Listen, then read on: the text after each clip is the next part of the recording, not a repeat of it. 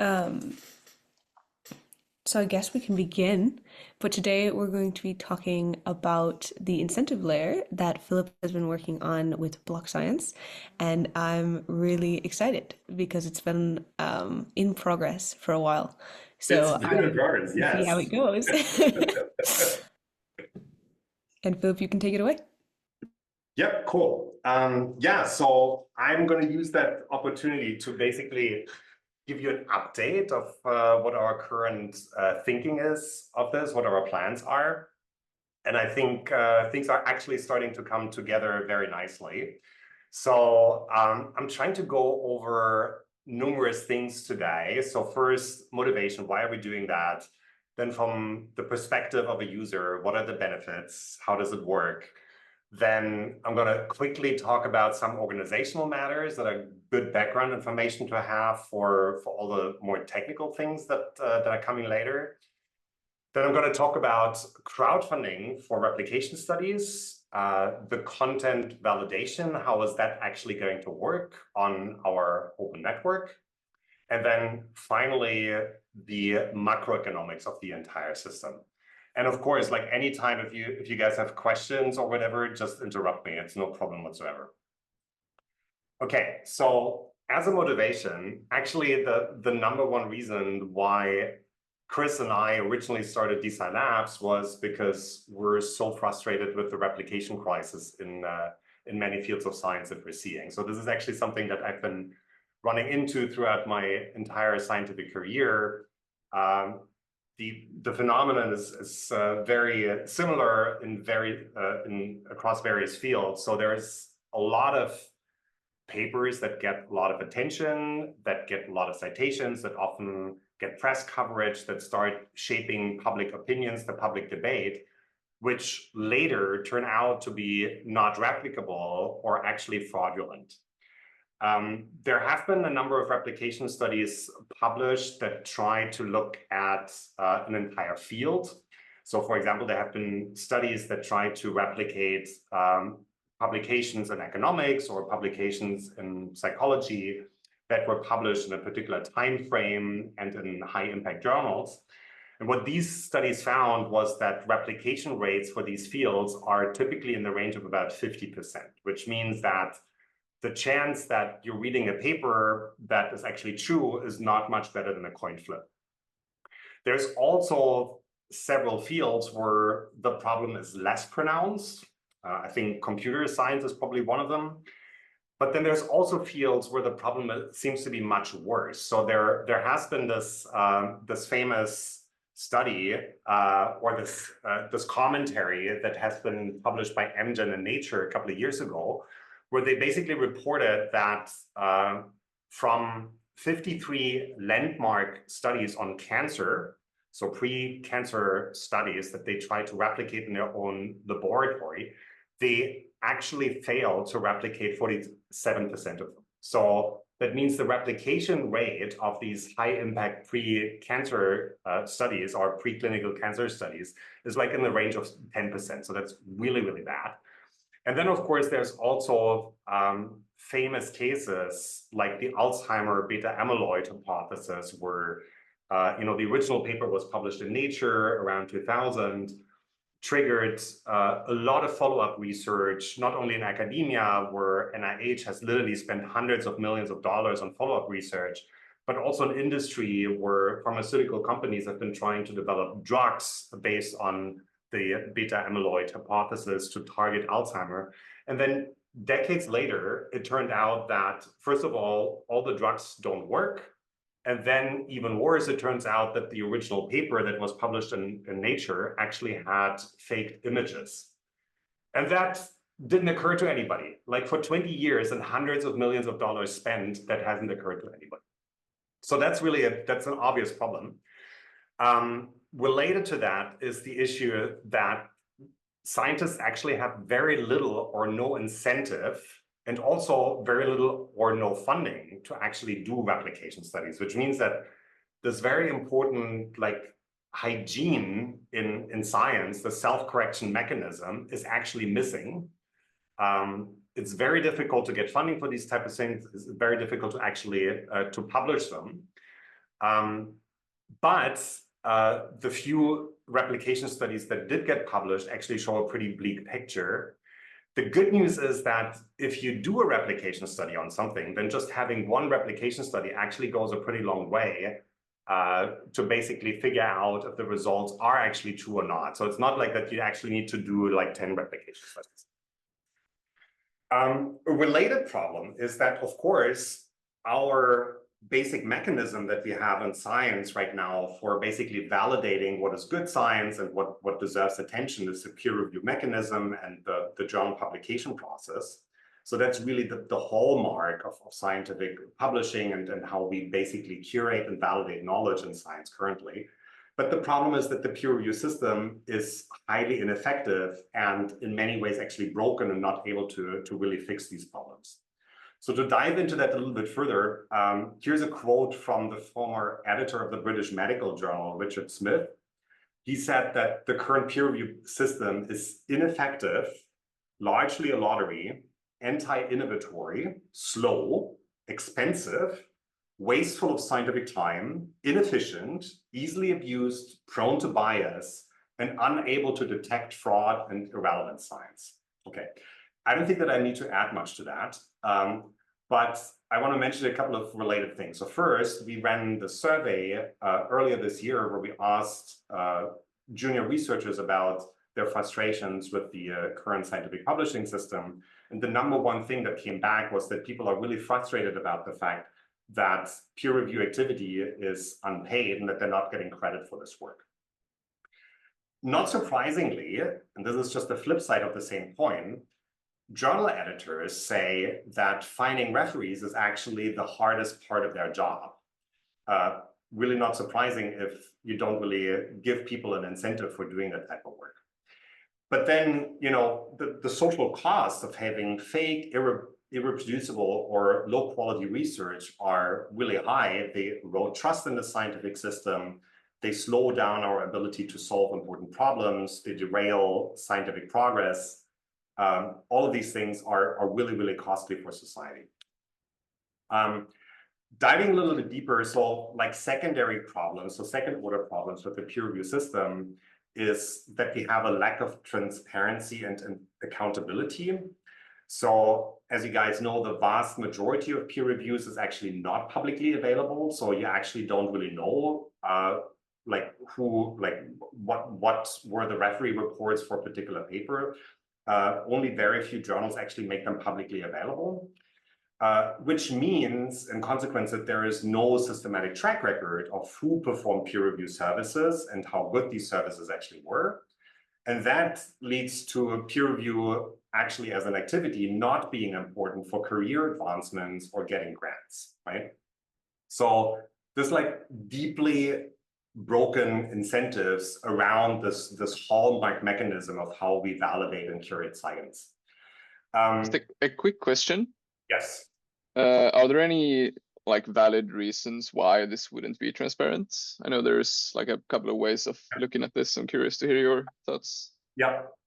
So several publishers have actually run studies on that, trying to figure out like how the decision to make peer reviews publicly available changes the quality and the recommendations of the peer reviews and the actual quality of the published research. And the existing evidence up to this point seems to suggest that there is very little disadvantages to making reviews publicly available. There seem to be a lot of advantages though, because it does create transparency. One thing that they noted is that if you make reviews open by default, that this actually increases the chance that people will recommend a acceptance of the submitted research rather than a rejection. So people seem to feel more comfortable to voice really harsh critique if it happens under conditions of complete privacy and anonymity. But the thing is, you can actually have you can have public peer review while still maintaining anonymity, and that seems to solve that issue to a large extent. also, like this is also second order problems. One of the issues is that there's actually really low inter-rater agreement between reviewers' recommendations for whether an article should be published or not. And it seems to be that one of the reasons for that is that referees actually look at a paper with very different lenses on, right? They evaluate different things, and hence they come up with different evaluations, different recommendations. And basically giving referees specific questions that you're then basically asking them to answer during the peer review process seems to improve agreement across referees substantially. And then the final issue here is that, you know, in the scientific community, of course, there is the sense that, you know, peer review is part of our day-to-day activities. It's part of being a scientist, being part of the scientific community. So everybody is sort of expected to contribute and to take. But in reality, this reciprocity principle doesn't really work. So if you look at the numbers, it's actually 10% of referees that are responsible for 50% of all reviews. So it's extremely skewed, the distribution. Okay. Now, these are the problems that we try to solve with our incentive layer ultimately. Now, looking at it from the user's perspective, how is this going to work? So what is our token going to do? What are people going to do with it? The first thing is, when a scientist joins our system, we will actually give them tokens basically as a reward for joining and for contributing, and basically giving them a startup capital that allows them to operate in this system for free, as long as they basically behave as good citizens that take less or an equal amount to what they contribute in terms of peer review activity. So then what can they do with it? Well, they can get their own research validated quickly and accurately. They can earn tokens for doing a fast and accurate peer review. And then finally, as a third function, they can actually use their tokens to contribute to crowdfunding efforts for replication studies. And importantly here, they will have a right to withdraw their funds until the funding goal is reached. I'll explain later how this works. And this latter mechanism is actually something that we can make broadly available basically to anybody who is interested in doing that. So we're actually thinking about creating a crowdfunding mechanism for replication studies that anybody can contribute to in any currency that they want. So there's going to be onboarding subsidy programs to get this entire system started. So the first one is, as I said, verified scientists. We will automatically drop tokens on them for joining the system. So importantly here, we need to have a mechanism to make sure that people are not creating a bunch of fake identities to basically collect a lot of tokens, so to prevent Sybil attacks. Luckily, we actually have a really good mechanism for that. So we can use org IDs that people have that were created in the past. So that's very, very difficult to forge. Or alternatively, we can use their institutional email address to verify that they are the person that they claim to be. There could be additional tokens for not just for joining the system, but for actually contributing content that fulfills certain requirements. So for example, we could give them additional tokens for posting a manuscript or open data and open code, and then having attestations for these research objects that get validated by somebody else. Second, there will be a program that distributes tokens to editors for starting a new journal. So in order to do that, the editors will just need to apply for the subsidy to the DeSci Foundation. And then third, journals and other validation services, which could be communities of researchers or actually companies that want to offer certain validation services, they can also get their tokens that are required to actually get started from the foundation by just handing in an application. So, and through these onboarding subsidies, we will basically make the scientific community the majority owners of the tokens. And importantly, these subsidy programs, they will be seasonal and they can be adjusted over time. So we will start out with, with the first subsidy program, which will have very clear goals and will have a clear time span. And then we will look at how that performs and then decide what is the next season going to look like. Now, in terms of organization, it's actually going to be the DeSci Foundation that will launch the token, not DeSci Labs. So that actually has a number of advantages. So there's clear tax advantages, but also clear advantages in terms of optics. And importantly, by launching it through the foundation, this actually allows us to set up a governance mechanism for important parts of the incentive layers, such as protocol upgrades, tunable parameters, subsidy mechanisms. So this is a way for us to actually involve the stakeholders, the scientific community, in the decision-making process. And the idea here is similar to what other projects are doing. So we're going to start out like with a very simple way to do that allows us to act quickly and decisively, and then have progressive decentralization and democratization over time. Oh, interesting. So now I see lines appearing here. Sina has discovered the Zoom function. As long as it was Sina. I saw it on my screen. Yeah, sorry, I was trying to just like mute and I ended up drawing on the screen, sorry. No worries. So DeSci Labs will only receive a minority allocation of the token. And that's basically going to be in compensation for the fact that DeSci Labs has done all the research and development, not only for the CODEX protocol, which is actually what this incentive layer will be for, but also for the actual incentive layer itself. So DeSci Labs has spent like several years and like an enormous amount of money to actually do the research on this and then to actually implement this. And then basically it's going to get a minority token allocation as a compensation for that. And then also important is that the incentive layer is going to be open to any project or application that builds on the CODEX protocol. So any project or application that uses the protocol, the CODEX protocol, will be able to participate in the token and to benefit from it, also in the forms of subsidy mechanisms. Okay, so let's talk a little bit more about the crowdfunding of replication studies. So how is this going to work? So the first thing is that we're really thinking about creating this possibility that anyone can stake any currency on a publication to start a crowdfunding pool for a replication study.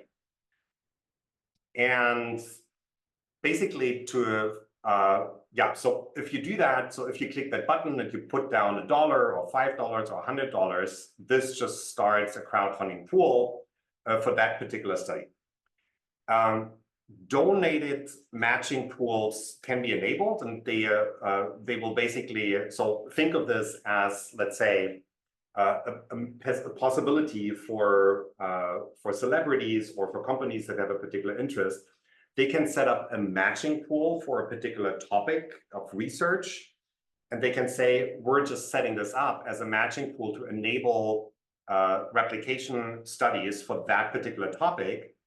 And then we can use a quadratic funding mechanism to basically allocate these matching pools, which basically allows these donors to use the wisdom of the crowd to decide which studies are actually most important to get replicated.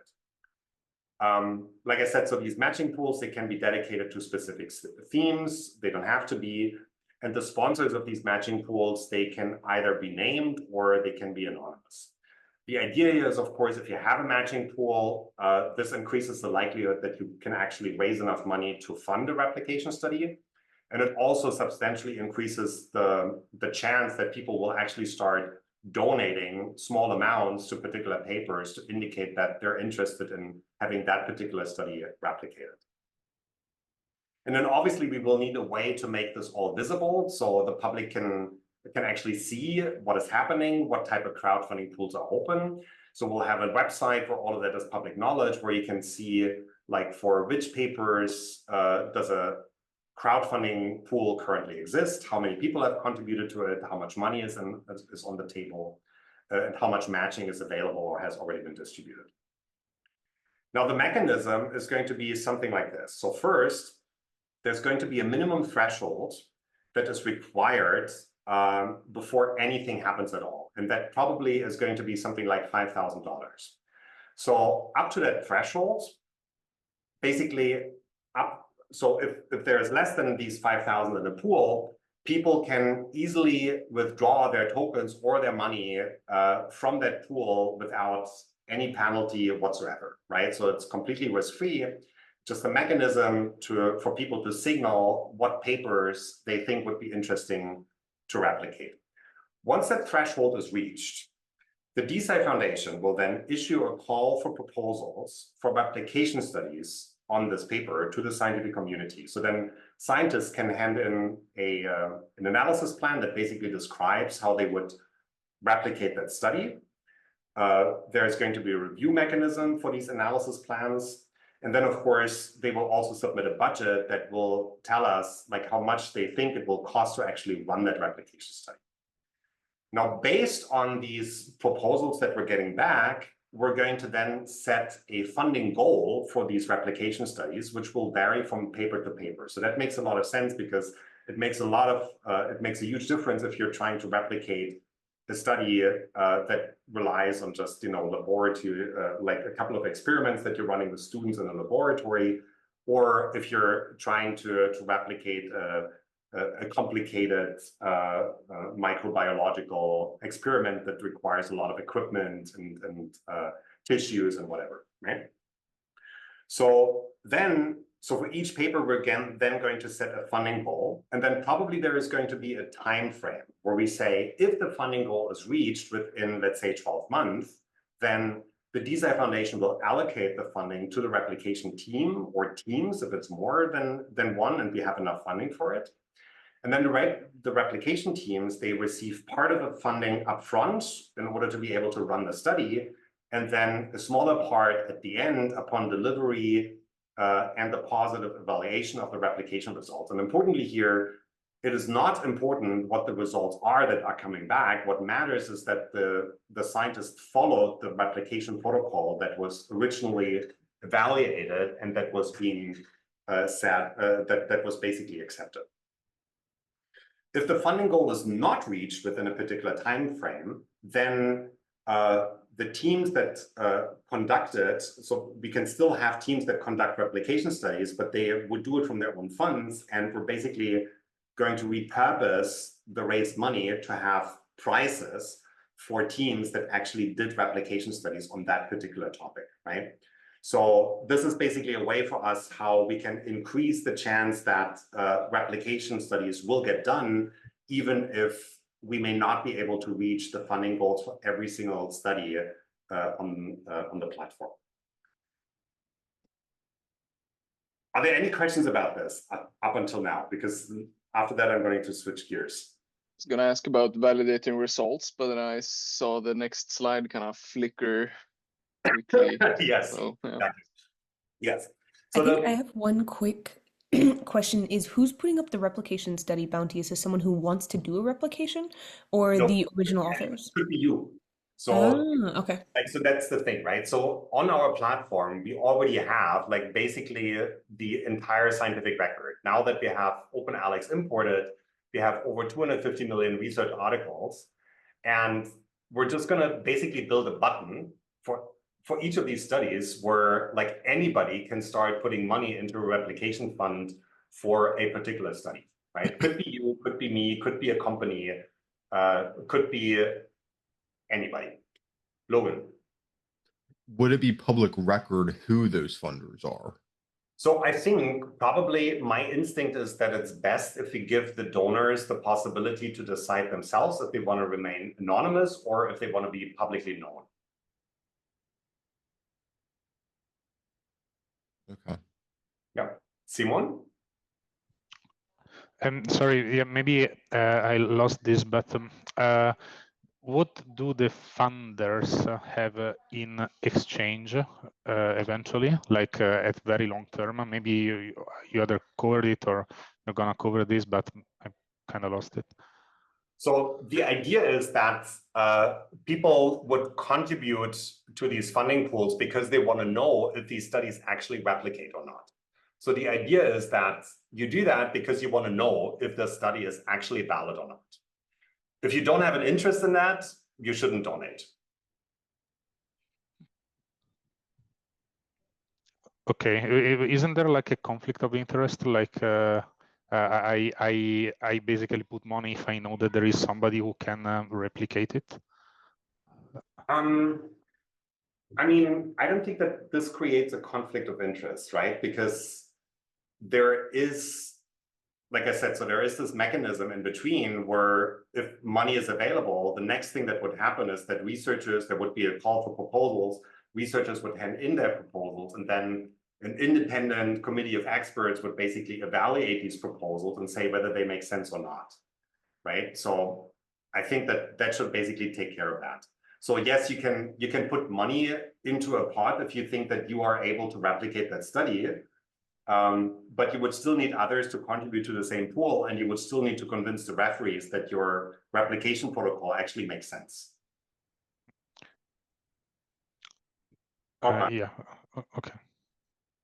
Yeah, now you mentioned something about the replication protocol or guide. I wanted to know who creates that for any replication study.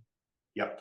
So the idea is really this would be an open call to proposals, right? So we would have basically a website for the DeSci Foundation with funding opportunities, where we would have these open calls for proposals where we would say, for these studies, we now have a replication pool available. So there's replication funding available. And we're asking the scientific community to hand us in proposals.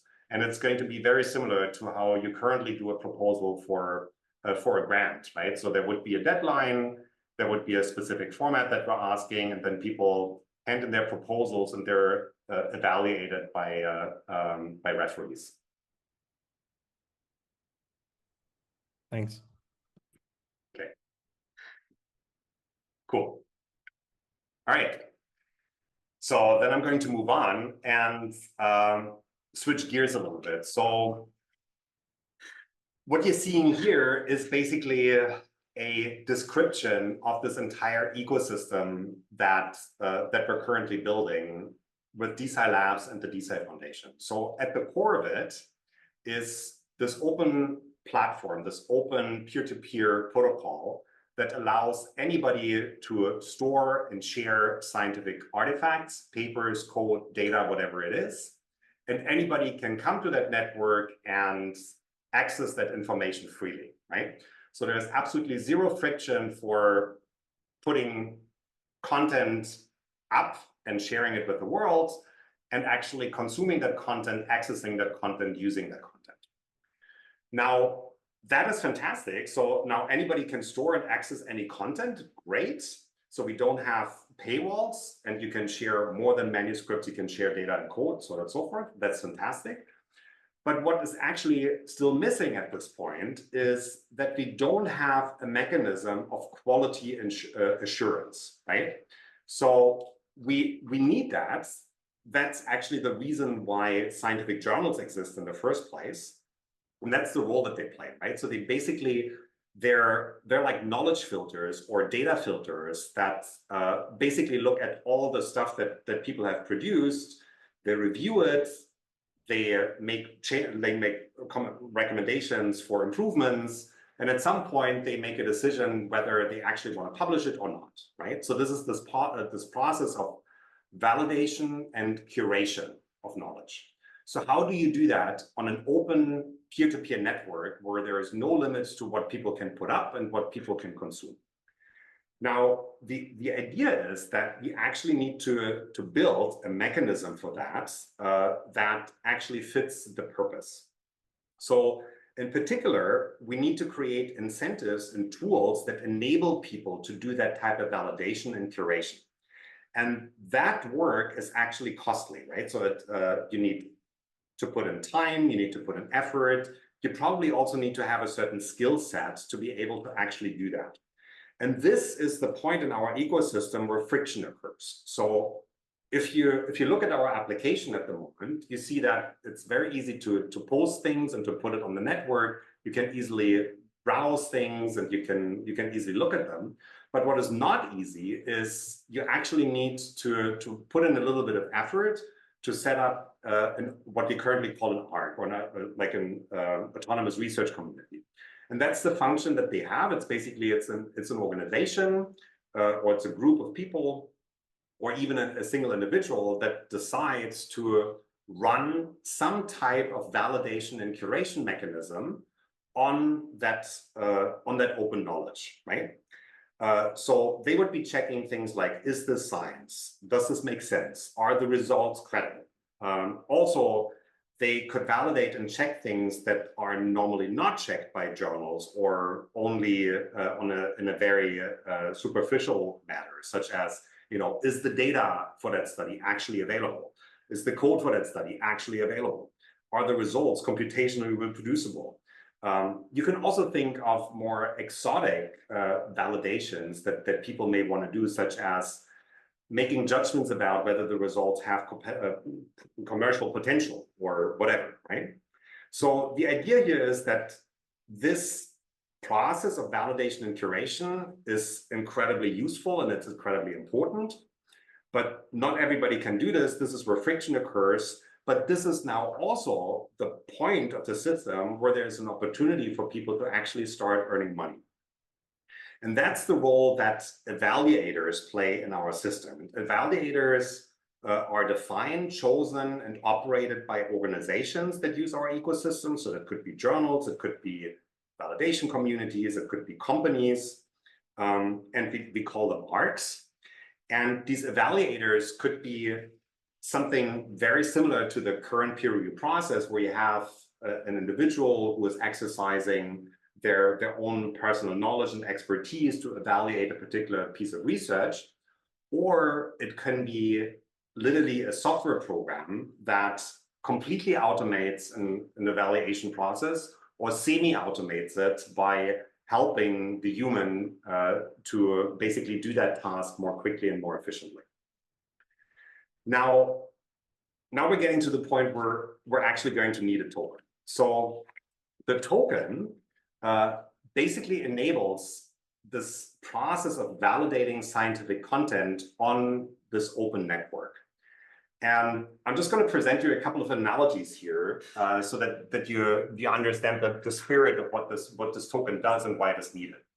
So the analogy that we have in our system is that the token functions very similar to machine capital in a factory or in the traditional economic production function, right? So if you look at the economic production function, you have output as a function of some type of labor that interacts with some type of machinery, right? And it's that machinery, it's basically the token is our machinery, and it is the equipment that is required in service of productive labor. So a journal or a curation community in our system would be analogous to a knowledge refinery, right? So there's something raw going in and something refined coming out. And an evaluator is a filtration process within that refinery, right? And an evaluator can be something very specific, like an attestation in our system. And one example of an evaluator is actually a replication study. So enabling a replication study is actually a very involved, very expensive, very time-consuming, but also very, very powerful evaluator of a particular piece of research. Journals and curation communities, they would typically operate at least one evaluator, and they are the ones that actually decide which evaluators they're running. So they're actually the ones that decide, so here are the things that we're checking, and here are our curation and validation criteria. Now, in order for this to work, the token must first be acquired, so either through a subsidy or by purchasing the token, and then it needs to be deployed. So it needs to be staked in order to operate any particular knowledge refinery. So you need to put that machinery into action in order to actually produce your output. And that means that if you want to run more machinery, so if you want to run a lot of different evaluators, or if you want to evaluate a lot of different research outputs, you're going to need more tokens. You need more machinery to actually make that work. Okay, Sina. I just want to point out that, and correct me if I'm wrong, Philip, but I want to point out that the token is not actually required to actually produce validations on the open network. No. What it does though is it allows you basically to, once you are producing validations with the token staked on a community, you basically, that's a signal of credibility to make you stand out from the noise of, you know, the validations that have been done without this in place. Does that, and maybe you can go into that.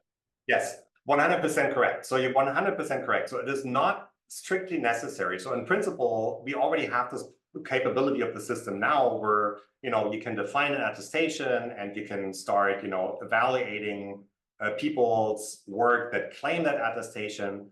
But the thing is, like, you currently don't really have a strong incentive to do that. Why would you do that? Why would you donate your time and your effort to do something like that?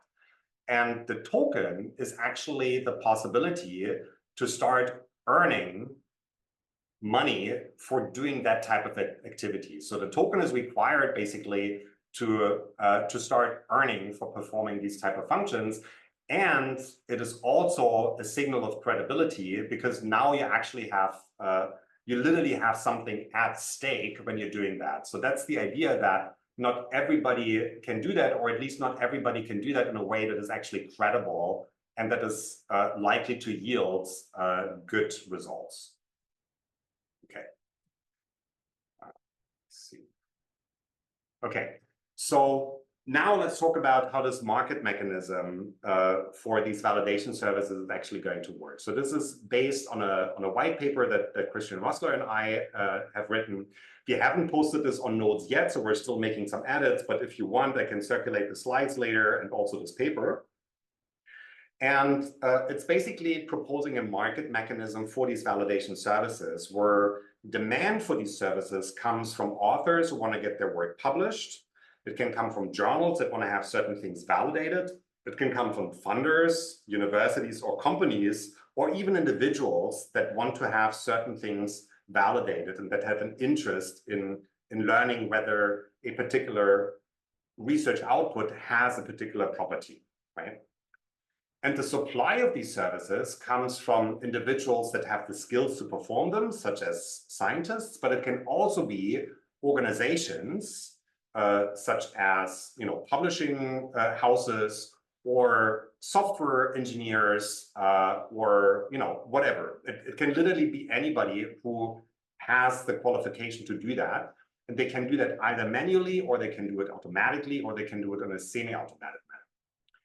And now the products or the services that are actually being traded here on the market, so they are actually the attestation. So we already have these technological primitives in the protocol. They're defined as the attestations that allow people to claim certain properties about their research.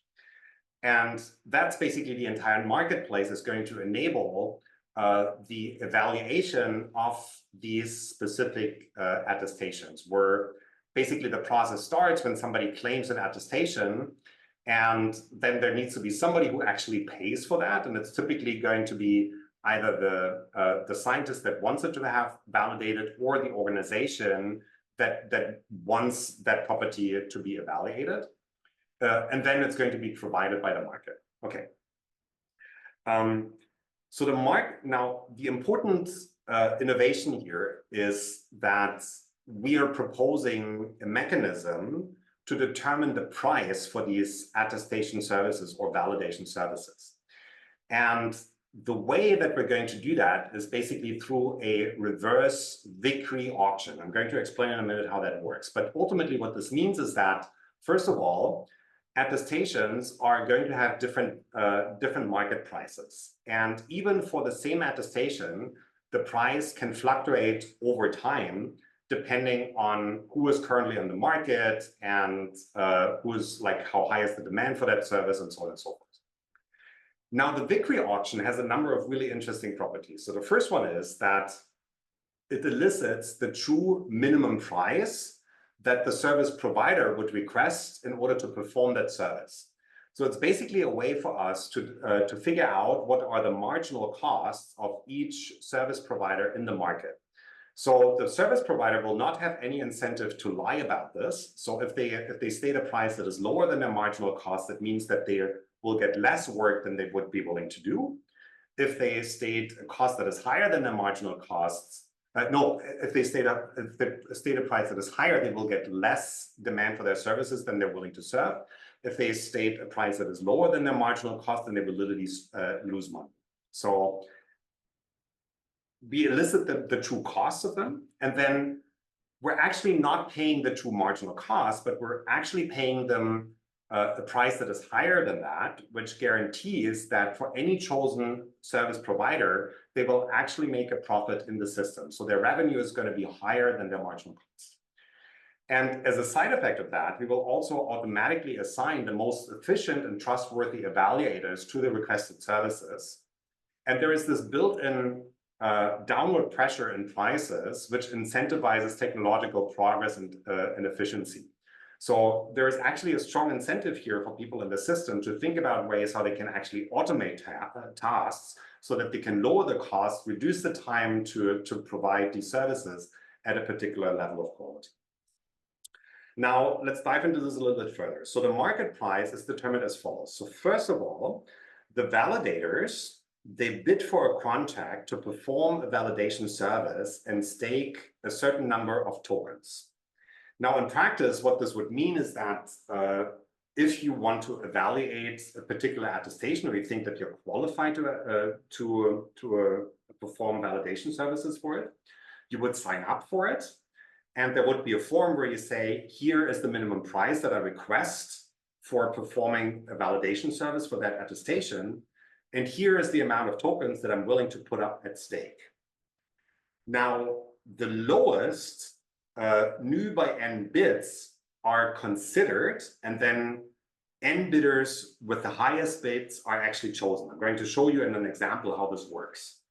And after the acceptance of the bids, the customer, which could be a journal, an author, a funding agency, whatever, they accept that market price and they pay the reverse victory auction, which means that the customer who's demanding these services, they will see that the prices for these services actually fluctuate over time. And the reverse victory auction price is the minimum price that is requested by the first bidder who was not chosen. Okay, let me illustrate that. So let's say we have the following mechanism where the required number of evaluators, n, is 3, and we have a fixed multiple, nu, which here is 2. And just to be very clear, it is ultimately the organization that defines or chooses an attestation that chooses also these parameters. So if you start a journal or you run an evaluation service, then you would basically say, here's my attestation, here's what the outcome of that attestation is, what I'm testing, and here's how many evaluators I want for that particular attestation. Do I want 3 referees? Do I want 10? Do I want 50? And then you choose a fixed multiple, where if you choose a higher multiple, you actually make the process more sensitive to the stakes. So let's look at this. So you have required evaluators 3, fixed multiple 2.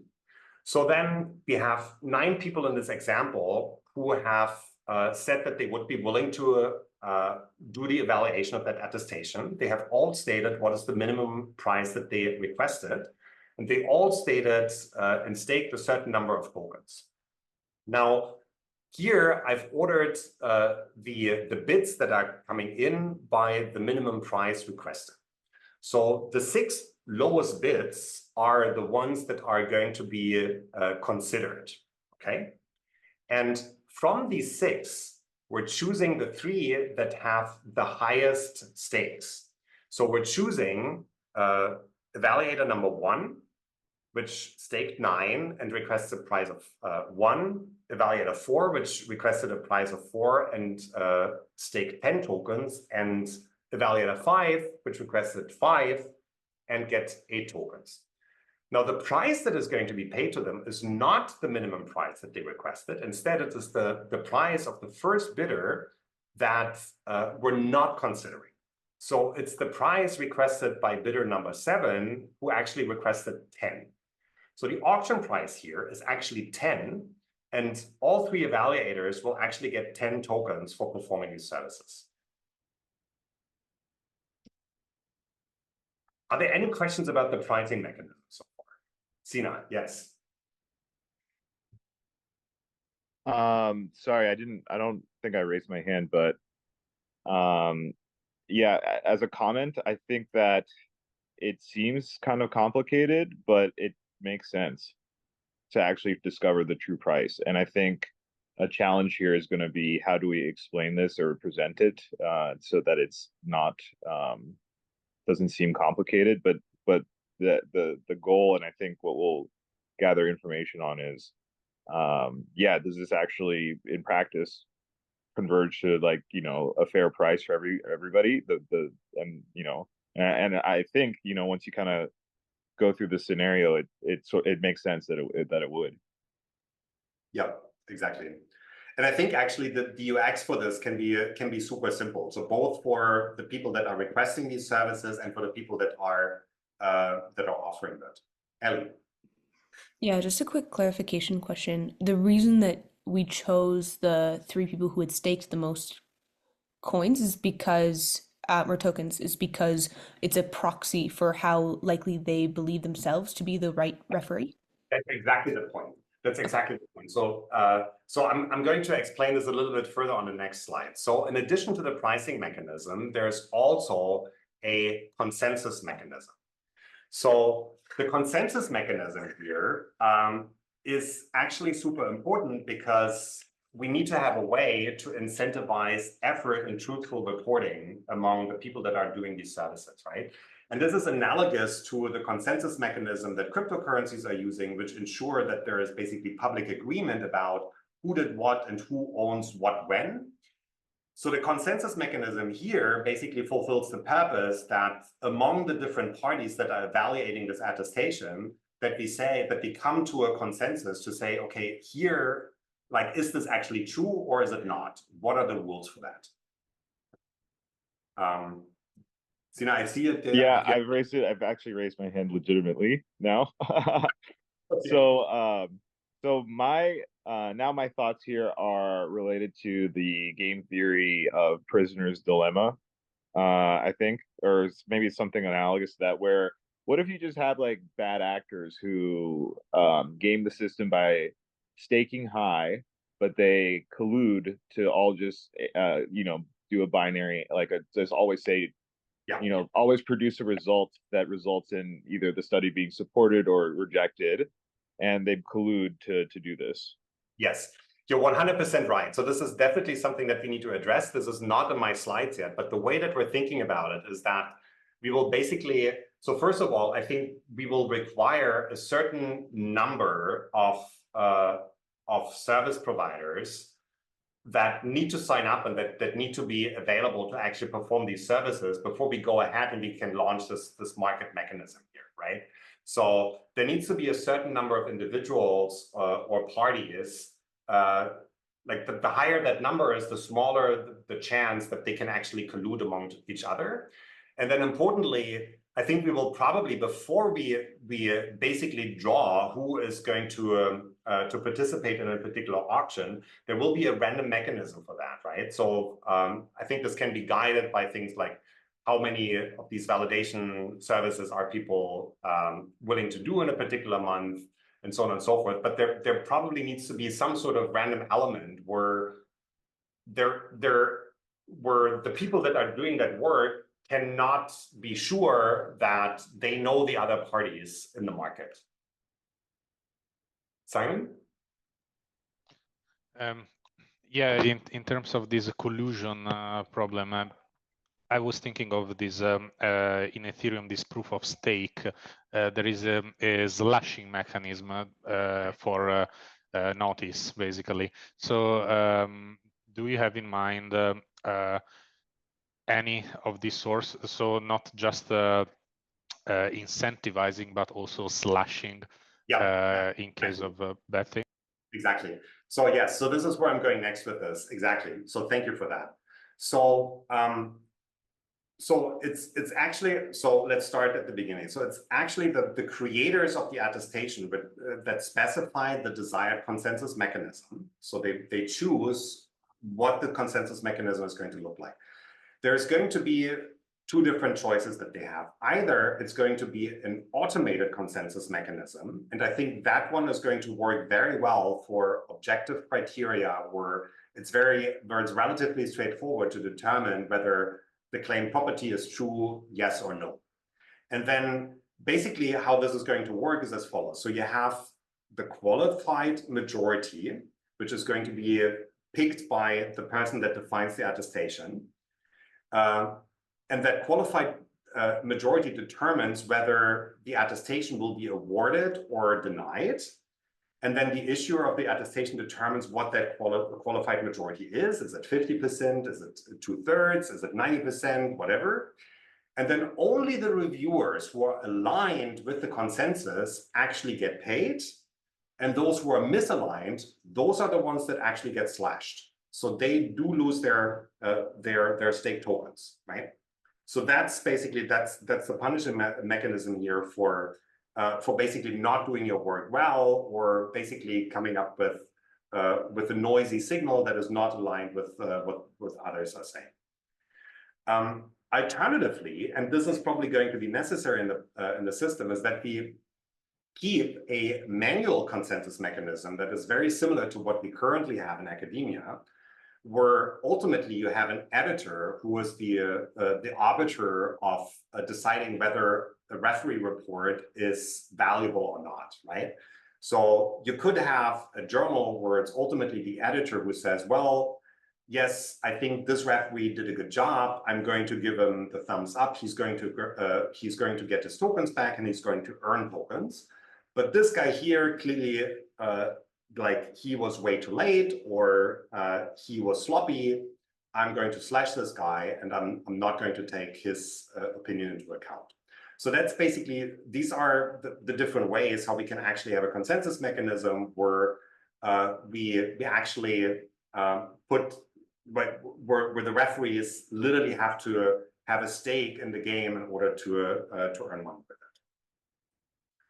So, okay, so in terms of characteristics of this mechanism. So the first one is, like I just said, so the referees or the people that if I can ask something regarding to what you just said. Sure. If we compare this to, say, like the process of doing like security analysis of like smart contracts or software, I'd say it's probably quite common that like one set of eyes finds this like hidden problem, kind of.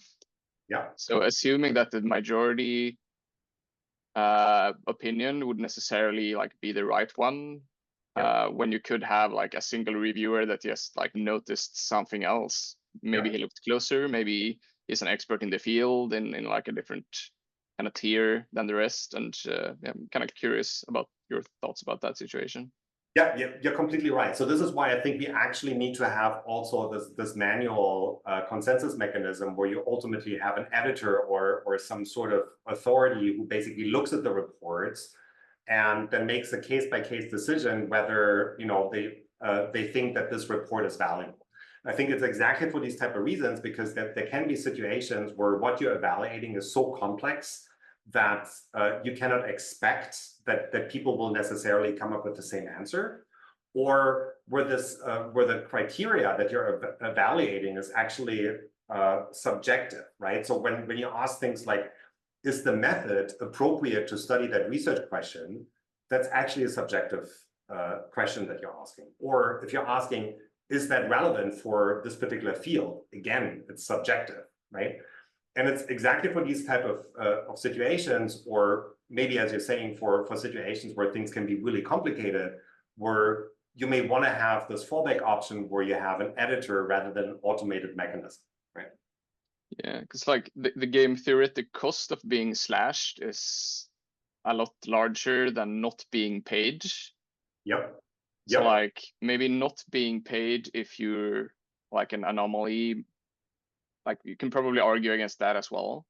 Yep. But the like the act of active punishment might be something that need like a separate type of decision mechanism behind it as well. So, yeah, it's interesting. Yeah. Interesting So I mean, question this for is, sure. you're totally right. So this is like, so the moment that you introduce slashing and like all these parameters that we have here, they introduce a lot of like interesting strategic dynamics. And there is definitely a lot of like additional work, both theoretically and empirically, that we can do to actually understand how these mechanisms work. But ultimately, like what we're trying to do is just like have a toolkit that enables us to create an efficient marketplace for all different types of validation services that are valuable for the scientific enterprise, right? Okay, so again, so characteristics of the mechanism, the referees, they're automatically recognized and rewarded in the system, right? So everything in our system is open, everything basically happens on chain, and thereby creates a track record. It's very easy for us then to also give referees credit in the official scientific record on or ID profiles, on Crossref, for the referee work that they did. But it's also now they actually have skin in the game, which incentivizes care, speed, and diligence. This mechanism that we're proposing actually automatically matches referees and reviewers, which actually solves the biggest problem of editors, which was, as you remember, finding referees.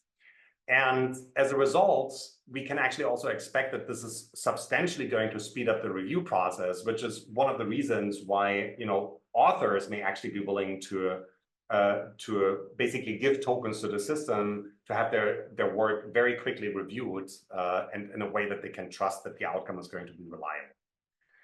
The tokenization, so why aren't we just using cash for that? The tokens actually enable a couple of really interesting things. So first of all, tokenizing this enables us to create equal starting conditions for everybody in the system via these onboarding subsidies, right? So we can basically use these onboarding subsidies and the token as an equalizer that gives everybody the same starting position. Then it also is a way how we can actually make the scientific community the majority owners of this network. So rather than having you know, a few publishers extract value from the system, we're literally going to make the scientific community the majority owners of the network, and they will be the ones that extract the benefits from it. And it encodes this reciprocity principle that we have in scientific peer review, where everybody is expected to give at least as much as they take. And as long as that's the case, no individual scientist will ever need cash to operate in their system, to get published in journals, et cetera, et cetera. And it enables specialization and new income opportunities for scientists, but also for journals and for companies. Okay, now just a few words about the macroeconomics. So underlying this is basically this macroeconomic model that the block science team developed for us. And what I just described to you is just, this is a very specific implementation of the general incentive layer for the CODEX protocol. So it's basically what we will do in the DeSci nodes application, but there can be other applications, there can be other programs, other entities that use the CODEX protocol and basically come up with their own way of using the token mechanism. Now, the token mechanism is going to work as follows. So first of all, tokens are going to be minted. We're not going to mint everything at the same time, but rather there is going to be a supply gap between the maximum supply, which is the defined maximum of tokens that will ever exist, and the current supply, which is given by what has already been minted up to this point. There's three big buckets where the tokens are living. So it's the foundation treasury. It's anything that is not foundation treasury. So that is going to be tokens that have been allocated to other entities or to programs. And then there's going to be tokens that are currently in utilization. So that's the machinery that is currently doing work in the factory and that has been staked by some actor. Okay. Now, the foundation basically gets the tokens that are minted, and then it allocates them to other entities and to programs. From these allocated tokens, they would then partially be put into utilization, right? So there is going to be a minimum stake required for performing certain services and so on and so forth. Now, there is actually a long-term mechanism to make this entire thing sustainable in the long term, which is the two parameters that we call the recovery rate and the wear rate. So at the beginning, the wear rate is basically 0, the recovery rate is 0, which means that at the beginning, the foundation will mint a lot more tokens and hand them out as subsidies to get the process started. These subsidies will get smaller and smaller over time, and at some point, we will turn on the wear rate or the burn rate, right? So which means that tokens that are currently in utilization, they will wear off at a particular rate over time, which means that if you're using these tokens for productive purposes, you will actually have to invest into an upkeep of your machinery over time. And that means once these tokens are burned, we can actually remint them. So that's the recovery rate. And this is how these tokens flow back into the foundation treasury and then can then be used again by the foundation to create new subsidies, new programs, and so on and so forth. So that's how this entire thing can actually be sustainable in the long term. Now, at the beginning, at launch, there is a number of parameters that we need to decide upon. We need to decide on what is the maximum supply, what is the initial supply, what is the initial allocation, what's the vesting schedule of the initial allocation, and we need to decide on initial onboarding subsidy programs. And then there's going to be parameters that are tunable during operation. So it's the wear rate, the recovery rate, it's the minimum stakes that are required for an ARC to operate or for an evaluator to operate. The base evaluation per period for a registered evaluator needs to be decided, and the stake required for additional evaluators per period. So these are tunable parameters. And then there's tunable parameters for temporary subsidy programs, which is tokens allocated to the program. What target measures are we aiming at? What are the rewards as a function of those measurements? And then start and end dates. So yes, so that's basically it. And that's obviously, so these decision parameters, these are also defining the governance surface for this protocol, right? So in addition to the technical parameters, these tunable parameters will become subject to the governance mechanism of this protocol. Okay, so summing this up, what we're proposing is basically a mechanism that enables validation services on this open status, open peer-to-peer network, where the basic premise is that the validation of that scientific content is not only necessary, it's also highly valuable. And our incentive layer enables an efficient, fair, and scalable provision of these validation services. And without this, people actually have very little or no incentive to do these services or to participate in the system in the first place. And yes, so the idea is, of course, that if this is taking off, it could actually solve many of the problems that we currently have in the scientific enterprise relating to peer review, but also the bad replication record. Okay, that's it. Any final thoughts, comments, or questions from you guys? Logan had a question in the chat. Yes. It was regarding non-funding resources being attributed to replication studies. Sorry, can you repeat that? I didn't hear that acoustically.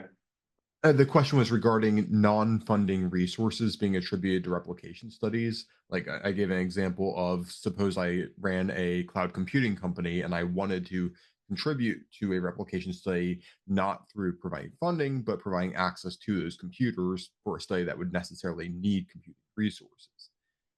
Now, I don't know that it should necessarily be counted as funding, but there should be some note that this resource is available, so researchers who are looking at this funding opportunity know how that funding would have to be distributed better. They wouldn't have to spend it on that particularly. Yeah, I mean, that's a very interesting idea. So I haven't thought about this yet, but thanks for the suggestion. Yeah, very interesting. Cool.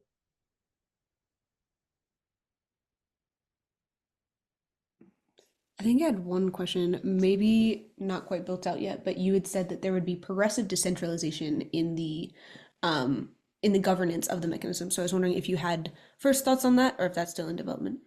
So honestly, this is one of the things that I haven't really thought through very well. It's on my agenda for the next month. It's actually super important that we get this right. And it's actually sort of frustrating because I've been asking so many people for advice on how to do that. And like everybody is waving their hands and they're like, oh, no. I do not want to speak on that topic because everything that is out there is just such a hot mess. Like, so yeah, this is, it's absolutely necessary. It's absolutely required. But getting that right is not going to be trivial. And I think we need to have a mechanism that is sort of adaptable over time where, we can actually start with something that's relatively simple and then make it more inclusive and more democratic over time, but then also have a mechanism to reverse and to change mistakes that we're introducing in the process. Anyway, so if any one of you actually has good recommendations or literature or pointers, I would be more than happy to receive them.